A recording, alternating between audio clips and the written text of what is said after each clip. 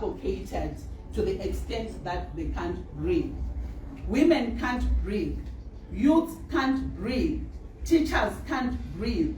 Nurses can't breathe. And everyone else can't breathe.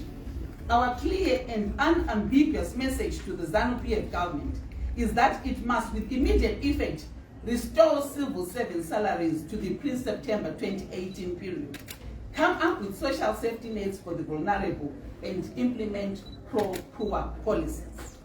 The country shall be holding by-elections in less than 1 month from now. The MDCT took a principled decision not to participate in the upcoming by-elections because we don't want to fragment the opposition vote. We have graduated from a dark past of needless fragmentation. MDCT members and supporters will play their part in the upcoming by-elections as responsible citizens and eligible voters because we are conscious of the fact that a complete boycott of the election will advantage ZANU-PF. At an opportune time, we will announce whom we are urging our members and supporters to vote for on the 26th of March. This is the signal that will direct our troops, members, supporters, and the general electorate towards an overwhelming victory on the 26th of March. We therefore want to use this opportunity to implore the Zimbabwe Electoral Commission to deliver a free, fair, and credible election process that accords with constitutional standards.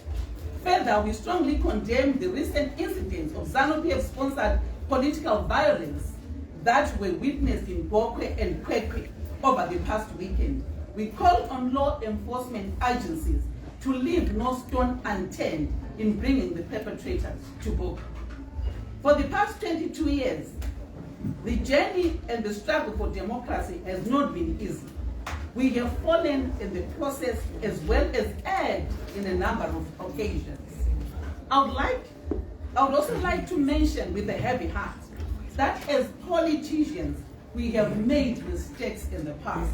And it is important that when one makes a mistake, they admit they have made a mistake and then use that mistake as a stepping stone to success. Collectively, myself included, we have made mistakes. It is high time we acknowledge and take note of our mistakes and use those mistakes to shape our future. The country is due to hold its next plebiscite next year. The sad reality is that the opposition is currently fragmented, which continues to give a new lease of life to the failed ZANU-PF leadership, which has totally abandoned the people of Zimbabwe. A closer look at the 2018 harmonized election results in Matabeleland South, Matabeleland North, and Bulawayo clearly demonstrate the negative effects of opposition fragmentation. In Bulawayo, for instance, it was for the first time since 2000 that the mainstream MDC vote was below 50%, whereas the combined MDC vote would have polled 58.1%. In Matabeleland North Province, the then MDC alliance polled 37.8% of the vote, and our MDC-T polled 9.5% of the votes, meaning that the combined MDC vote was 47.3%, which was 7.8% more than the ZANU-PF vote. In Lupane West, Ngai South, and Ngai North, the combined MDC alliance and MDC-T vote was comfortably greater than the ZANU-PF vote.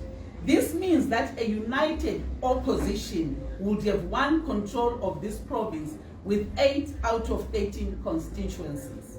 In Matabeleland South Province, the MDC alliance won 30.3% and MDC-T won 5.2%. The combined MDCs would have polled 35.5% of the vote. Additionally, Gwanda North, Gwanda South, and Matobo South were lost on a divided opposition vote. This means that a combined opposition would have 4 out of 13 constituencies in Matabeleland South, or a third, which would have been a better representation of the citizen. The MDC-T, which I led, polled 162,000 votes at parliamentary level, which would have undoubtedly contributed to more proportional representation, National Assembly members, and senators for a united MDC. Let me hasten to say that the needless fragmentation of the opposition has not only deflated hopes and punctured national confidence, but it has also slowly led to people staying away from national processes and losing faith in elections. It is in this spirit that I'm urging the nation to rally together and to encourage each other to be active participants in national processes, especially in the ongoing voter registration blitz. Indeed, coalitions, slogans, and our endless complaints in the township, in the villages, will not help us if we do not register to vote.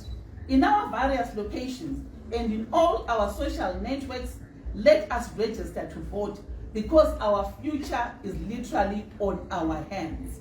We stand on the cusp of a new country, and only a huge turnout on the polling day will make a palpable difference. Students, vendors, traditional leaders, women's groups, war veterans, and other social movements must all turn out in their numbers to register to vote. They are inspiring examples in the region for people to believe that change through an election is possible. We have examples in Zambia and Malawi which demonstrated that change is possible when people come together and unite for a good cause. Similarly, the situation in our beloved country is pointing to the need for unity of purpose. Unity amongst opposition political parties is of paramount importance, as it will result in the formation of a formidable force to confront ZANU-PF. The formidable force must start to speak with one voice, it must start to act with one voice, it must start to vote with one voice.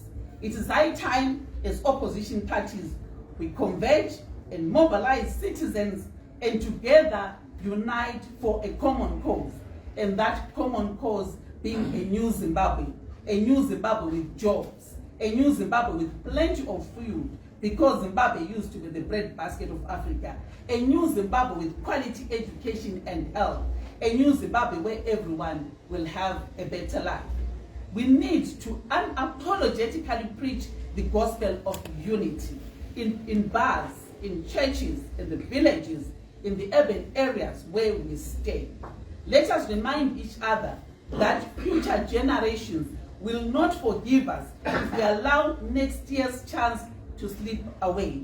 It is a glorious chance that comes to us, the ordinary people, once in 5 years, and we must make the most of it. Time has come for political parties, students, women's movements, vendors, war veterans, the church, labor, transport operators, and touts, the civil movement, and other social networks to come together and challenge the ZANU-PF regime. In view of this, as MDC team, we are henceforth going to be working with like-minded opposition political parties, because we are stronger together, and together we can deliver real change to the people of Zimbabwe. Yes, we can.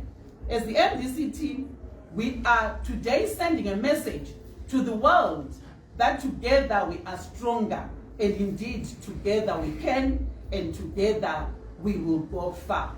I would like to conclude by emphasizing that the hour has come for us to work together every step of the way in our quest to deliver real change, so that every Zimbabwean lives in a Zimbabwe where there is equal distribution of resources and opportunities and the spirit of devolution. The hour has come for citizens to converge and vote for change. Together we can make a difference. I thank you.